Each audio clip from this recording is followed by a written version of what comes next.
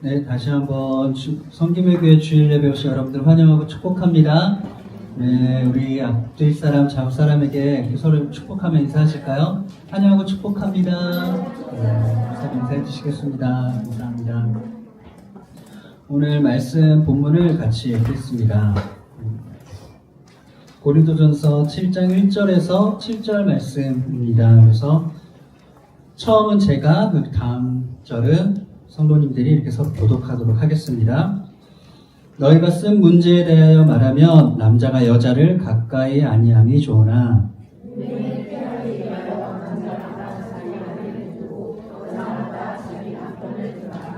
남편은 그 아내에 대한 의무를 다하고 아내도 그 남편에게 그렇게 할지라.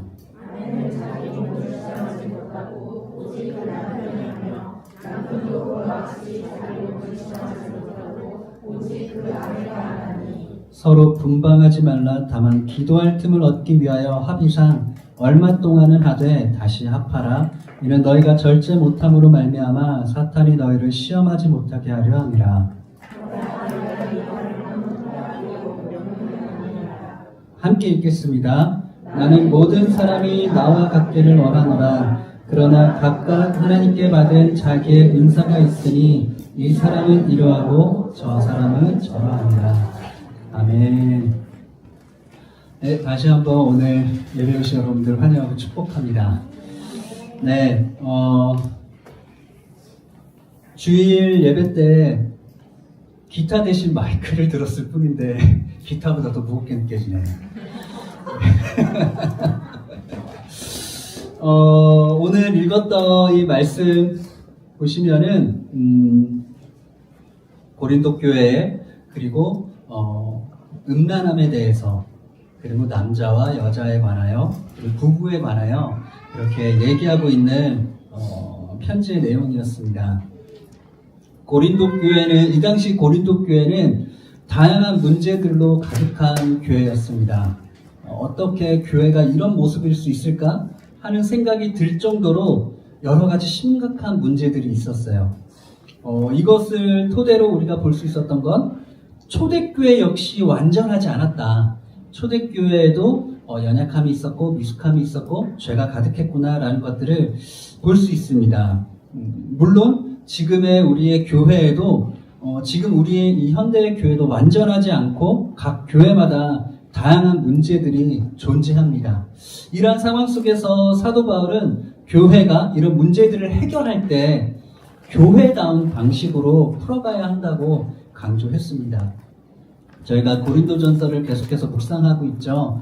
1장부터 6장까지 계속 교회의 어떤 분열들, 교회 안에 있었던 음란함들, 그래서 법정 소송까지 가는 그런 문제들을 다뤘는데 왜 교회가 분열하여 서로 싸우는지, 세상에서도 용납되지 않는 음란의 문제가 어떻게 교회 안에서 버젓이 허용될 수 있는지, 그리고 교회 내 갈등을 세상 법정에까지 끌고 가서 판단을 받아야 하는지 사도 바울은, 그리고 그 말씀을 묵상하는 저희들도 참 안타까운 심정이 있습니다. 오늘날 세상도 마찬가지죠. 오히려 그렇게 생각해요. 교회가 세상을 향해서 영향력을 끼쳐야 하고 교회가 기준을 제시해야 하는데 오히려 세상이 교회의 심판자의 역할을 하고 세상이 교회를 판단하고 오히려 세상의 그런 영향력에 교회가 많이 이렇게 움츠려드는 그런 오늘날을 또 살고 있는 것 같습니다. 그리고 이전에도 그런 문제가 여전히 있었습니다. 7장, 저희가 7장을 읽었는데 이 7장부터는요, 바울은 결혼과 그리고 이제 이후에는 이혼에 관한 문제들을 다루게 됩니다. 결혼과 이혼 문제는 오늘날에도 심각한 문제이죠.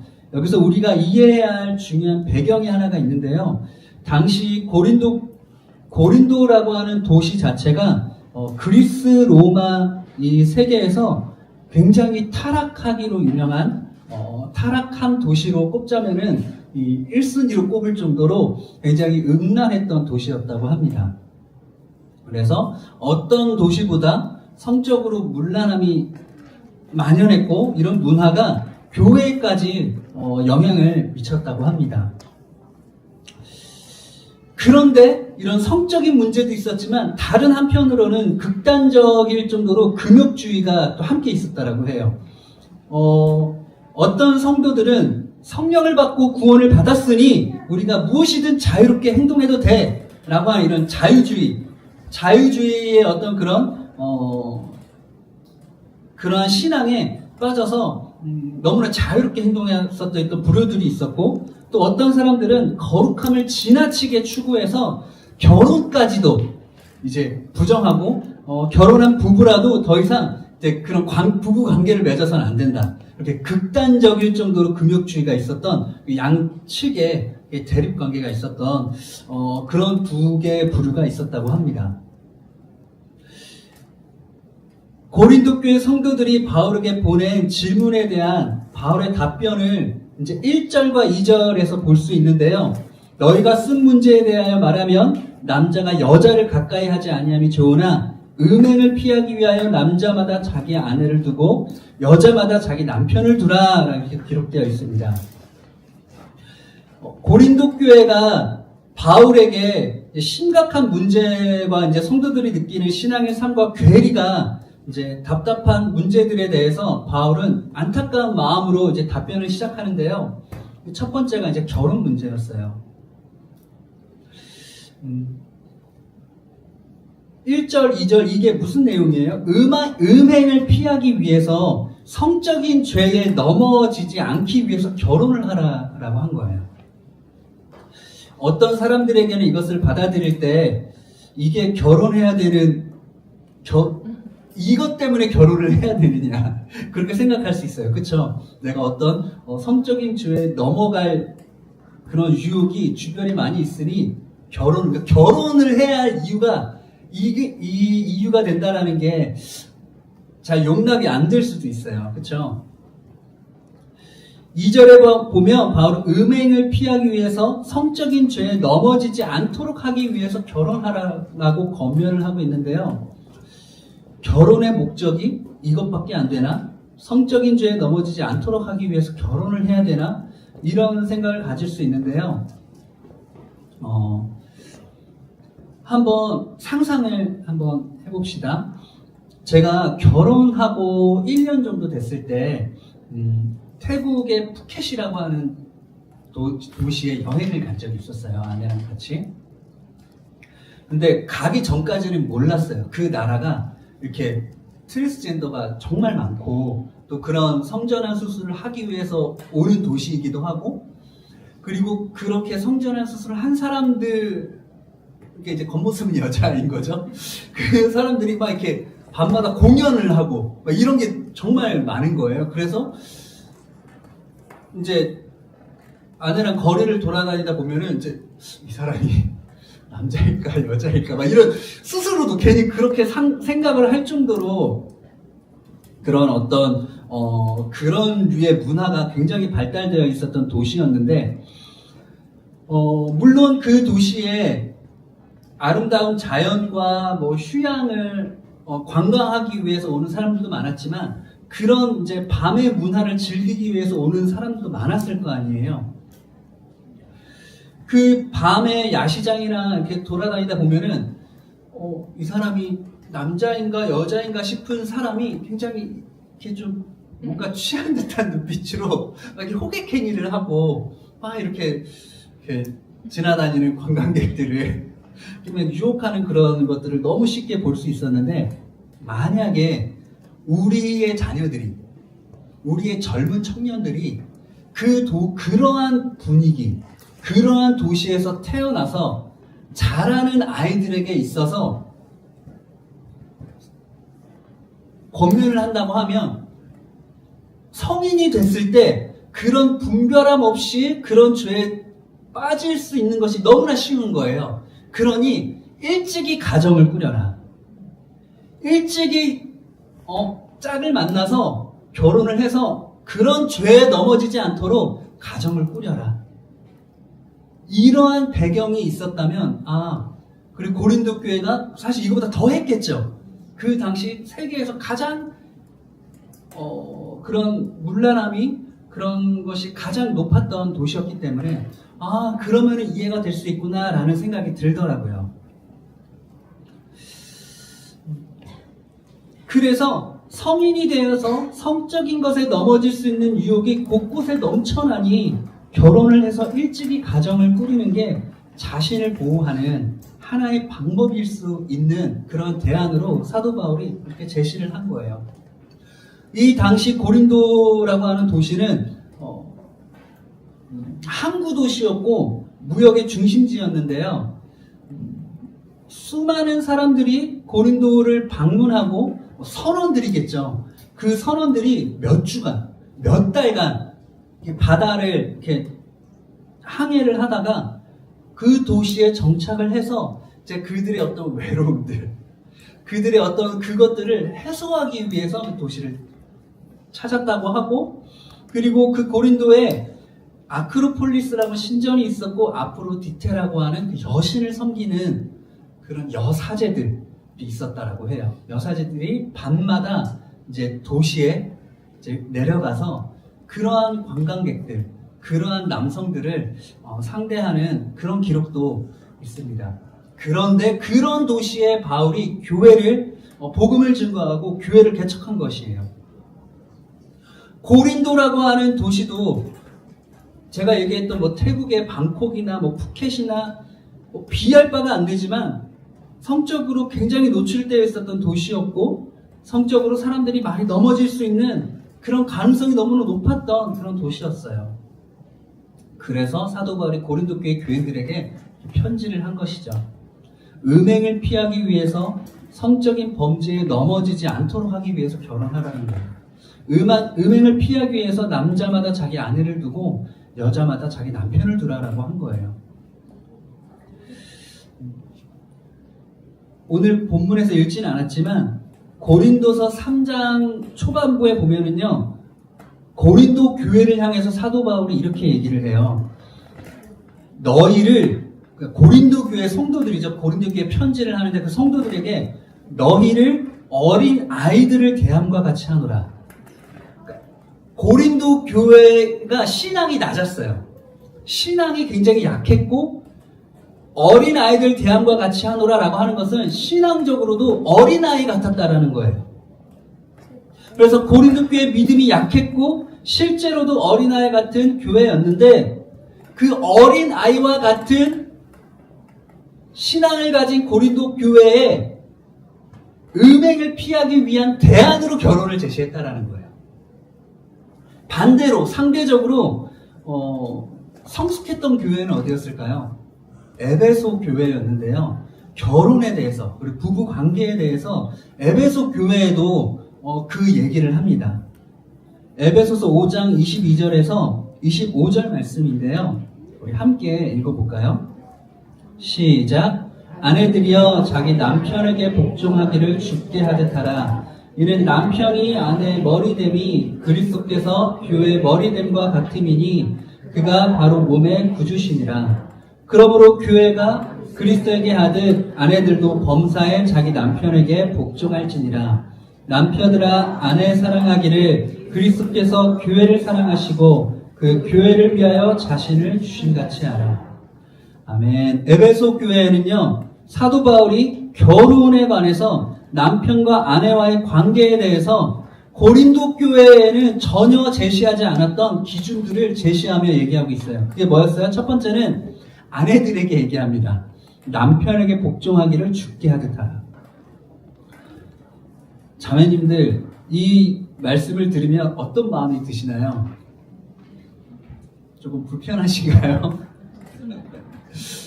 남녀 평등이 아주 기본이고 상식적인 지금 오늘날을 살아가는 저희들에게 주님께서 에베소 교회에 바울이 편지를 하면서 아내들에게 얘기합니다.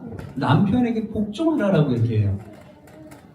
참 쉽지 않은 단어죠. 복종이라는 단어를 써요. 이게 무슨 조선시대 유교 문화냐 이런 생각이 들 수 있는데, 이 말씀, 아내들은 남편에게 복종하라, 우리 말씀이 거부감이 생길 수 있는데요. 근데 바울이 여기서 끝나는 것이 아니고 복종이라는 것을 어떤 것을 기준으로 삼아서 그 단어를 얘기하냐면요, 남편에게 복종하기를 주께 하듯 하라라고 해요. 그리고 23절에는 남편이 아내의 머리됨이 그리스도께서 교회의 머리됨과 같음이니 그가 바로 몸의 구주시니라. 그래서 이후에 24절에 그러므로 교회가 그리스도에게 하듯 아내들도 범사에 자기 남편에게 복종할지니라 이렇게 얘기합니다. 여러분, 부부 관계를 얘기하는데요. 주님께서 무엇을 얘기해요? 그리스도와 교회를 거기서 등장시키십니다. 교회는 주님께 복종하는 것이, 교회는 주님께 순종하는 것이 당연한 것이죠. 아멘이십니까? 예. 그렇다면 성도가 주님께 복종하는 것, 성도가 주님께 순종하는 것 당연한 것이죠. 아멘이십니까? 네. 그리스도인이라고 하면서 주의 말씀을 무시하고 주님께서 하시는 말씀에 대해서 업신여기고 거부하는 이것은 전혀 그리스도인이라고 말할 수 없을 거예요. 그래서 교회는, 그리스도인은 당연히 주님께 복종해야 되는 거예요. 그런 기준, 그런 모습처럼 아내는 남편에게 복종하라고 얘기합니다. 괜찮으신 거죠? 그럼에도 불구하고 이게 무슨 말도 안 되냐. 남편에게 이후에 또 말씀하십니다. 25절에 보면은요, 남편들아 아내 사랑하기를 그리스도께서 교회를 사랑하시고 그 교회를 위하여 자신을 주심같이 하라. 남편들에게는 아내를 사랑하라 합니다. 어떤 사랑입니까? 그리스도께서 교회를 사랑하시고 그 교회를 위하여 자신을 주심같이 하라라고 합니다. 이 사랑은 우리가 잘 아는 것처럼 아가페라고 하는 단어가 사용됐어요.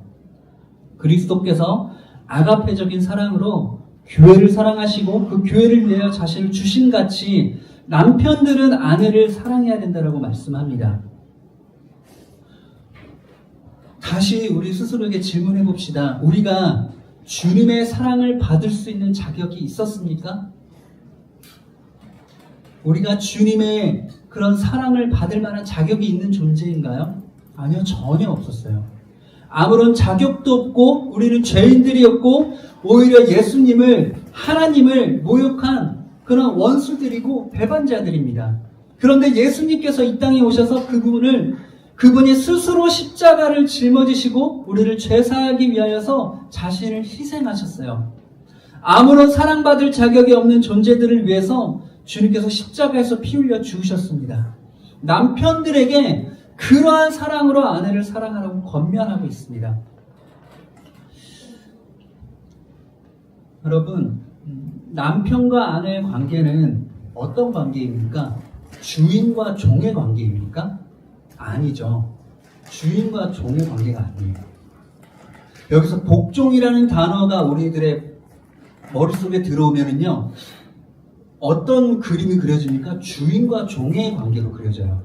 왕과 신하와 같은 관계로 그려져요. 그렇지만 그렇지 않아요.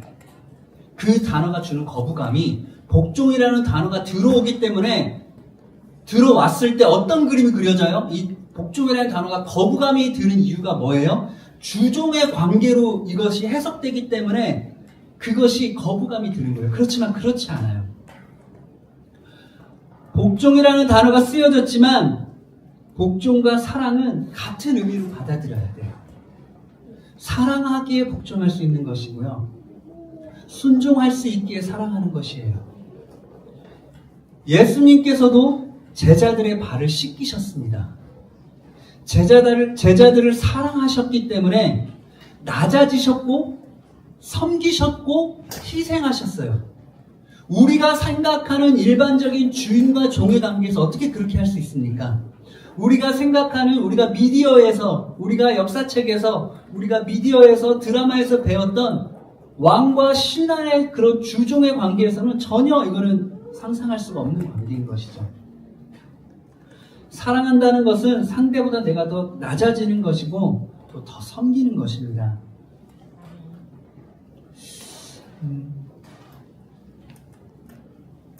이 고린도 교회의 부부에 대해서 계속 얘기를 했고, 에베소서에서도 부부의 관계에 대해서 얘기를 했어요. 근데 성경에서는요, 이 부부의 관계를 얘기할 때 또 빠지지 않는 모델이 있어요. 그 모델은 무엇이냐면요, 우리는 부부라는 단어를 생각할 때 우리 가정을 이룬 사람, 내가 남편이면 남편, 내가 아내면 아내의 입장으로 서서 이 말씀을 받아들일 수 있는데요.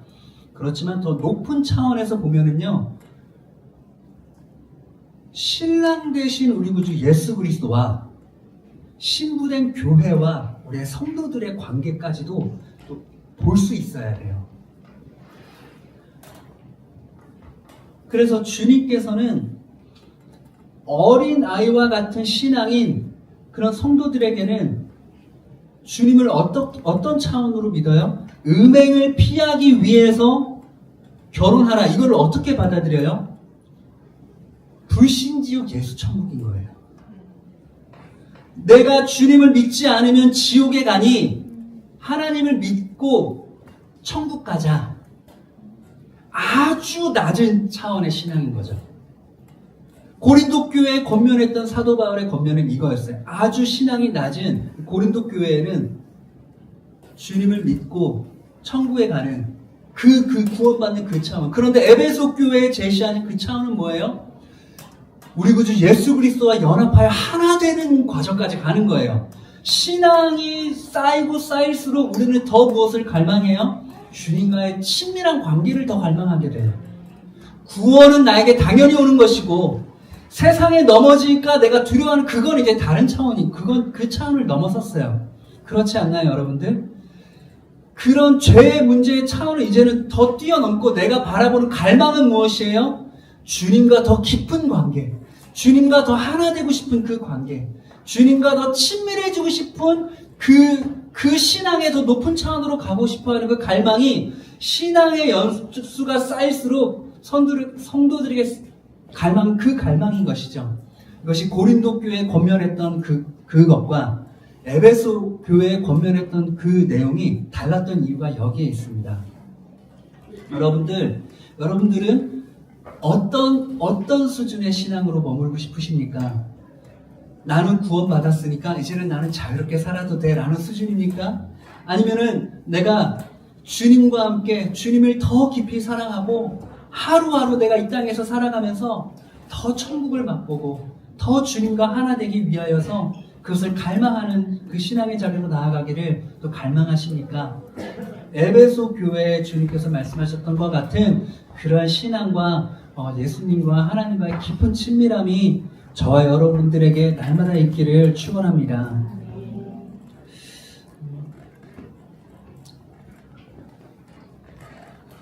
제가 얘기했던 이 부분 있죠. 여러분들 보세요. 아내가, 교회가 그리스도에게 복종하듯이 남편에게 남편을 공경하고 존중하고 복종할 때 남편들은요, 이 세상에서 제일 행복합니다. 교회가, 성도가 예수 그리스도의 말씀에 무조건적인 신뢰와 순종과 복종할 때, 무릎 꿇을 때 주님께서는 가장 기뻐하십니다. 아멘이십니까? 그렇게 충만함을 느끼는 남편들은요, 그러한 충만함을 느끼는 우리 구주 예수 그리스도께서는요, 자신의 아내를, 자신의 교회를, 성도들을 아가페적인 사랑으로, 무조건적인 사랑, 죄가 있고 연약하고 여전히 미숙하고 여전히 넘어지고 여전히 상처 가운데 있을지라도 그 자체로 받아들이시는 분이 우리 구주 예수 그리스도이며 남편들입니다.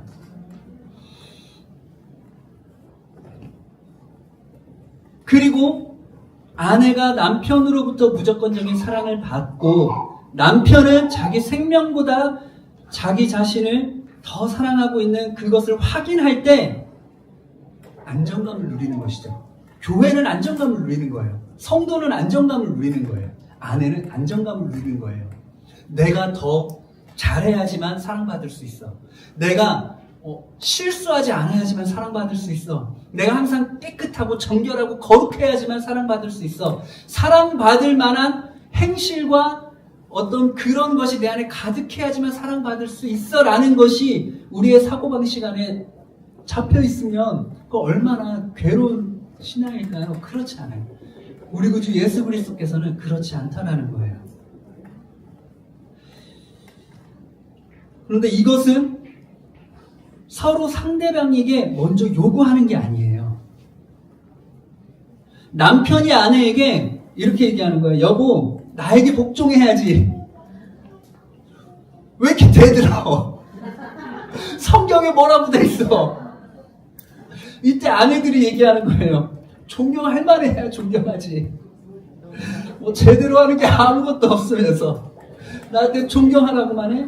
이러면 답이 없는 거예요. 여러분들, 우리가 하나님을, 우리가 주님의 말씀 앞에 순종하며 복종하기로 결단할 때 이럴 때 없으세요? 조금이라도 뭔가 보여주셔야죠.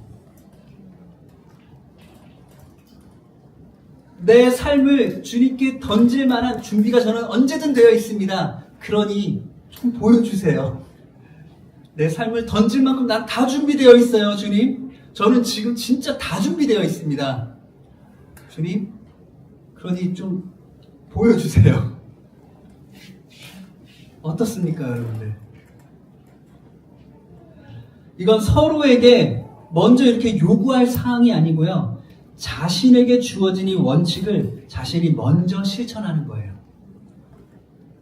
존경할 만한 것이 없어도, 신뢰할 만한 것이 없어도, 내가 이 길을 가고자 할 때 한 치 앞이 아무것도 보이지 않더라도 순종하기로 결단하는 거예요.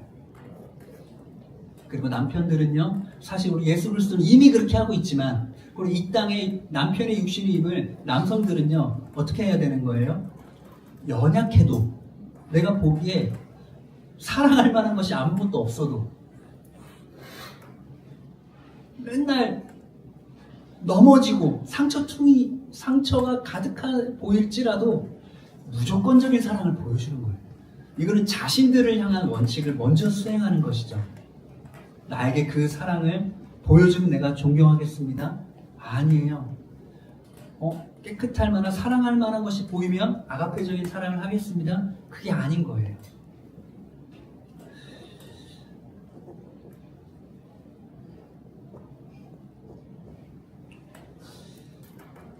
저는 여러분 모두가 이 기준을 가지고 신앙생활을 했으면 좋겠습니다. 그리고 가정을 이루신 분들은 실제적으로 남편과 아내들은요, 실제적으로 가정에서 아내들은요, 남편을 봤을 때 그럴 만한 것이 전혀 보이지 않더라고요. 아내됨의 의무를 다하셨으면 좋겠습니다. 그리고 남편들은요, 그 남편됨의 의무를 먼저 다하셨으면 좋겠습니다. 그리고 가정을 꾸리실 계획이 있으신 분들은 이러한 가정을 소망하고 기대하셨으면 좋겠습니다. 다시 고린도서 말씀으로 돌아와서요, 7장 3절과 4절 말씀을 보면, 남편은 그 아내에 대한 의무를 다하고 아내도 그 남편에게 그렇게 할지라, 아내는 자기 몸을 주장하지 못하고 오직 그 남편이 하며, 남편도 그와 같이 자기 몸을 주장하지 못하고 오직 그 아내가 하나니, 남편은 그 아내에 대한 의무를 다하고 아내도 남편에게 그렇게 할지라라고 했어요. 의무를 다하라는 것은 무슨 의무를 말하는 걸까요? 혼인의 의무를 다하는 거예요. 결혼한 사이에서 남편은 남편됨의 의무를 다하는 거고, 아내는 아내됨의 의무를 다하는 거예요. 남편은 아내에게 해야 할 의무가 있고요, 아내는 남편들에게 해야 할 의무가 있어요. 교회는요, 우리 구주 예수님에게 해야 할 의무가 있고요, 성도는요, 우리 구주 예수 그리스도에게 할 의무가 있어요. 그것을 다 하라는 거예요.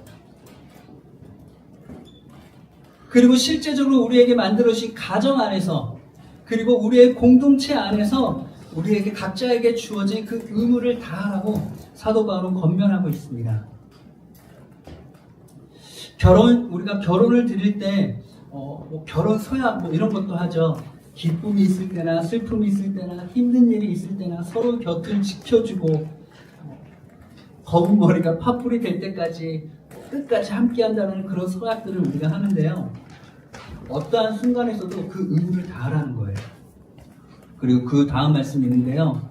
아내는 자기 몸을 주장하지 못하고 오직 그 남편이 하며 남편도 그와 같이 자기 몸을 주장하지 못하고 오직 그 아내가 하나니 나의 몸의 주장을 오직 아내가 할 수 있습니다. 아내의 몸의 주장을 남편이 할 수 있어요. 쉽게 말하면요, 나는 이런 걸 좋아하고 나는 이렇게 해야 만족해 라고 하는 그것들을 내가 상대에게 주장하는 것이 아니라 상대가 주장해 주는 거예요. 상대가 채워주는 거예요. 아내에도 그 육신의 만족과 육신의 기쁨이 있죠. 그거를 요구하는 것이 아니라 남편이 채워주는 거예요. 남편이 주장한다는 것이죠. 나의 만족의 기쁨을 누가 해줄 수 있어요? 내가 요구하는 것이 아니라 상대가 해줄 수 있는 것이에요. 아내의 기쁨과 만족을 남편이 해줄 수 있는 것이고 남편의 기쁨과 만족을 아내가 해줄 수 있는 것입니다. 가정 안에서도 그렇지만 성도와 교회와 예수 그리스도의 관계에서도 마찬가지입니다. 고린도전서 7장 5절 말씀 보면은요, 서로 분방하지 말라. 다만 기도할 틈을 얻기 위하여 합의상 얼마 동안은 하되 다시 합하라. 이는 너희가 절제 못함으로 말미암아 사탄이 너를 시험하지 못하게 하려 함이라. 메시지 바이블이라는 성경이 있어요. 유진 피터슨 목사님이 쓰신 메시지 바이블에 보면은요, 마지막에 이렇게 되어 있어요. 7장 5절에서 마지막에 어떻게 되어 있냐면요, 정한 기간이 끝난 다음에는 다시 함께 하십시오. 여기가 중요한데요. 여러분이 부부 관계에 대한 기대를 접는 순간, 부부 관계에 대한 기대를 접는 순간 사탄이 교묘하게 유혹하기 때문입니다. 너무 중요한 구절이에요. 부부 관계에 대한 기대. 여러분들 하나님과의 관계에 대한 기대가 있으십니까? 그 기대가 꺾이는 순간 그 틈을 사탄이 교묘하게 비집고 들어옵니다. 이 공동체 안에서의 우리 성도들 간의 관계에 관한 기대가 있으십니까? 이 기대를 접는 순간 사탄이 교묘하게 그 사이를 비집고 들어오십니다. 가정 안에서 남편과 아내의 관계에 대한 그 기대를 접는 영역이 있으십니까? 그 틈을 사단이 교묘하게 비집고 들어옵니다.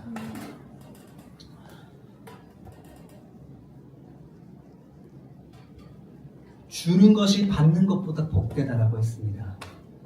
주는 것이 우리에게 기쁨이 될 때, 가정 안에서 주는 것이 받는 것보다 우리에게 기쁨이 될 때, 공동체 안에서 주는 것이 받는 것보다 기쁨이 될 때, 우리가 속상한 일이 생길 때는 어떨 때인가요? 받을 기대를 했는데 아무것도 받지 못했을 때, 내가 이해받기를 기대했는데 이해받지 못할 때, 내가 공감받기를 기대했는데 공감받지 못할 때, 우리는 그 관계 가운데 기대를 접게 되죠. 그런데 여러분들, 주는 것을 기대하십시오. 이해할 것을 기대하시고요. 공감할 것을 기대하시고요. 내가 섬길 것을 기대하십시오. 그런데 이것은요, 상대에게 요구하는 것이 아니라 하나님이 우리 자신들에게 하시는 말씀인 줄 믿습니다. 줄 것을 기대하십시오. 내가 무엇을 줄 수 있을까?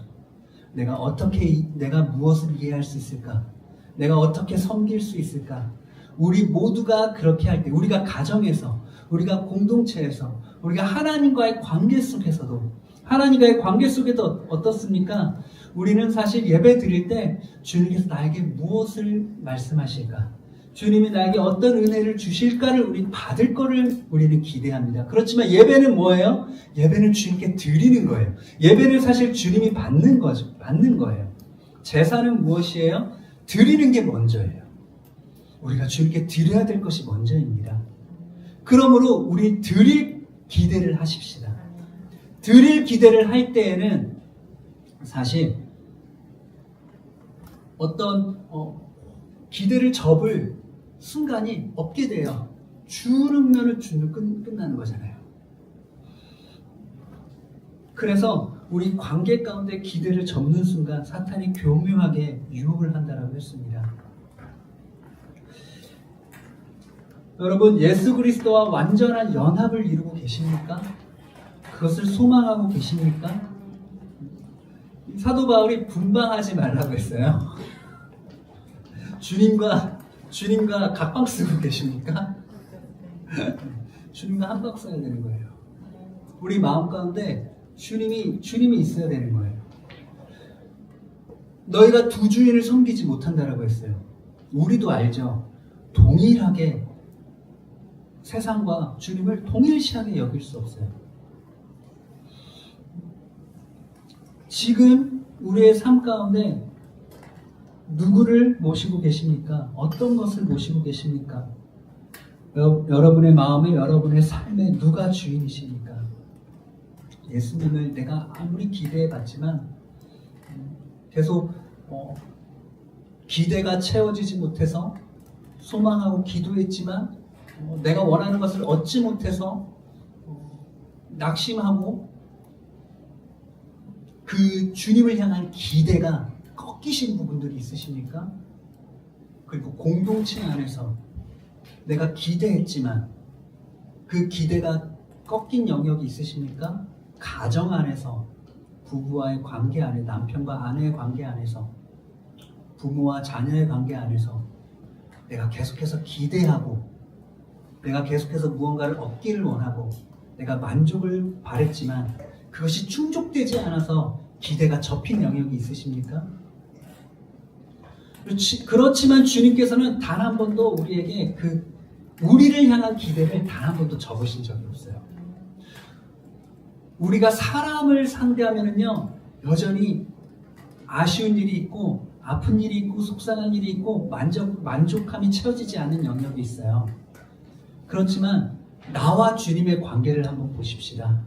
주님은 우리를 향하여서 우리는 여전히 주님은 계속해서 우리를 짝사랑하고 계시는데, 우리만 바라보고 계시는데 주님은 우리를 향해서 기대를 단 한 번도 접으신 적이 없으세요.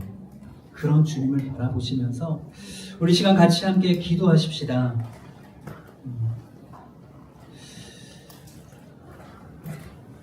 우리 함께 기도할 때 첫 번째로 우리의 삶 가운데, 우리의 일터 속에서, 가정 안에서, 그리고 공동체 안에서, 교회 안에서, 하나님과의 관계 안에서 기대를 전혀 하지 않는 영역이 있으십니까? 아예 기대 자체를 포기해버린 것이죠. 그런 영역이 있으십니까? 그런 부분들을 우리 다시 한번 주님께 고백하며, 주는 것이 받는 것보다 더 복되다 하신 그 주님의 말씀에 아멘하며, 주님, 이제는 내가 받을 것을 기대하는 것이 아니라 무언가 충족을 얻을 만한 것을 기대하는 것이 아니라 주님, 내가 줄 것을 기대하는 영역으로 저희를 이끌어 주시옵소서. 이제는 다른 차원의 신앙으로 저희를 이끌어 주시옵소서. 그동안은 내가 충족되기를 바라고 내가 어떤 마음 가운데 위로와 격려와 안정감과 평안함과 그것을 받을 것에 대한 충족을 누릴 것에 대한 기대를 가졌더라면, 이제는 내가 받는 입장이 아니라 주는 입장에 서서 섬김에 대한 기대, 주는 것에 대한 기대, 공감을 해주는 것에 대한 기대, 이해를 해주는 것에 대한 기대, 격려해주는 것에 대한 기대, 그리고 내가 낮아지는 것에 대한 기대까지 갈 수 있는 그런 저희들로 이끌어 주시옵소서. 우리 같이 함께 기도하십시다. 기도하겠습니다. 주님,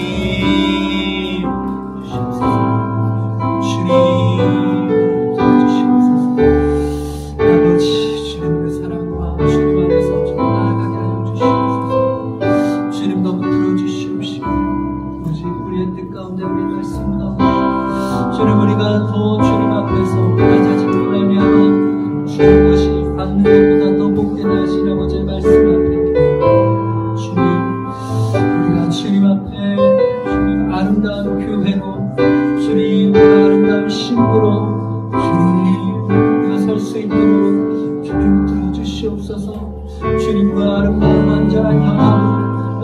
공동체 안에서도 주님 우리 성도들과의 완전한 연합으로 또 우리 가정 안에서도 주님 남편과 아내와 주님 완전한 연합으로 주님 우리를 세워주시고 이끌어주시옵소서. 주님 우리 각 사람 성도들에게 또 남편과 아내들에게 하나님께서 주신 그 의무를 다할 수 있는 자를 되게 하여 주시옵소서.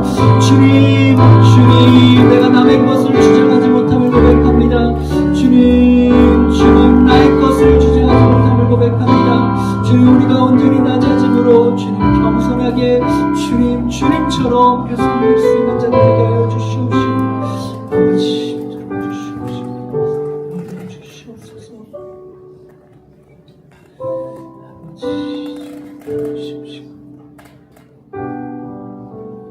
우리 한 번 더 기도할 때 우리 교회를 위해서 우리 섬김을 위해 공동체를 위해서 기도하십시다. 우리 나 자신들의 낮아짐과 나의 섬김으로 우리의 가정과 공동체와 이 교회가 주님께서 원하시는 아름다운 공동체로 변화되고 성장되어질 수 있도록 아버지 붙들어 주시옵소서. 내가 예수 그리스도처럼 낮아짐으로 섬김의 본이 되는 저들 되게 하여 주시옵소서. 그리하여 우리의 가정과 공동체가 주님 아름답게 빚어가질 수 있도록 주님 인도하여 주시옵소서라고 우리 같이 한 번 더 기도하십시다. 기도하겠습니다. 네 주님 그렇습니다. 아버지 주님 우리가 주님 앞에서 낮아짐으로 주님 나의 섬김으로 우리의 가정과 공동체가 주님 더 성장되어질 수 있도록 끌어주시옵시고 아버지 끌어주시옵소서.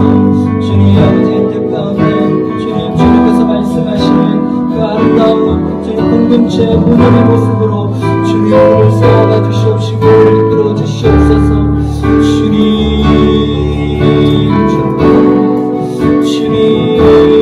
이끌어 주시옵소서. 아버지 우리가 더 주님 안에서 거룩한 나아갈 수 있게 하여 주시옵시고 우리의 공동체를 아버지의 말씀으로 거룩하게 세워지게 하여 주시옵소서. 주님 우리가 서로가 서로를 섬기는 그 섬김으로 말미암아 주님 이 공동체가 아름답게 빚어질 줄 믿습니다. 주님 우리가 무엇보다 같이 예수 그리스도와 같은 낮아짐으로 서로를 섬기고 또 주님 예수 그리스도가 우리를 사랑하신 것 같은 그 아름다운 사랑으로 자신을 희생함으로 사랑하는 그 사랑으로 서로를 사랑할 때에 주님 이 교회가 주님 세상에 능히 감당할 수 없는 그런 주님의 아름다운 교회로 주님 변화될 줄 믿습니다. 그렇게 성장되어질 줄 믿습니다. 주님 우리를 세워주시옵시고 우리를 이끌어주시옵시고 주님 안에서 우리를 거룩함으로 정결함으로 주님 우리를 붙들어 주시옵소서. 우리를 세워주시고 인도하여 주시옵소서. 아버지 주시옵시고 주님 안에서 말씀으로 주시옵소서.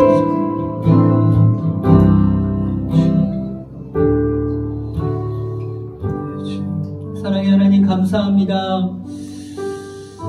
주님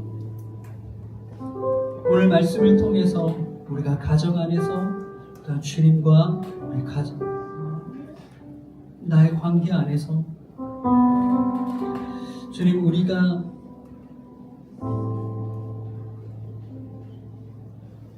기대를 접었던 영역들이 있다면 회복될 수 있게 하여 주시옵시고 주님을 향한 주님께서 우리들에게 세우신 그 가정을 향한 소망이 다시금 세워지는 오늘 시간 되게 하여 주시옵소서. 주님 우리의 신앙이 우리가 구원받아 우리가 죄사함을 받았으므로 그것으로 끝나는 어린아이와 같은 신앙이 아니라 주님을 더 사랑함으로 주님을 더 알아가기를 갈망하고 또한 주님과 친밀해지는 그 친밀함이 우리들에게 가장 큰 기쁨이 되는 그러한 주님 성숙한 신앙으로 주님 날마다 우리를 인도하시고 이끌어 주시옵소서. 그리고 또한 주님 그동안 우리의 신앙생활 가운데 주님께 받을 것을 기대하고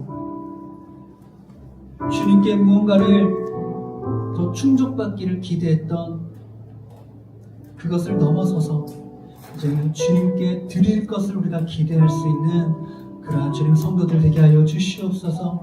우리 교회가 주님을 위하여 섬길 수 있는 그런 교회들 되게 하여 주시옵시고, 또 우리의 각자의 그런 부르심의 자리에서, 우리의 일터에서, 공동체에서, 가정 안에서 또한 주님 주는 것이 받는 것보다 복되다 하신 아버지의 말씀을 우리의 삶 가운데 순종하여 말씀대로 살아가는 그런 저희들 될 수 있도록 역사하여 주시옵소서. 감사드립니다. 모든 말씀 예수 그리스도 이름으로 기도했습니다. 아멘. 우리 함께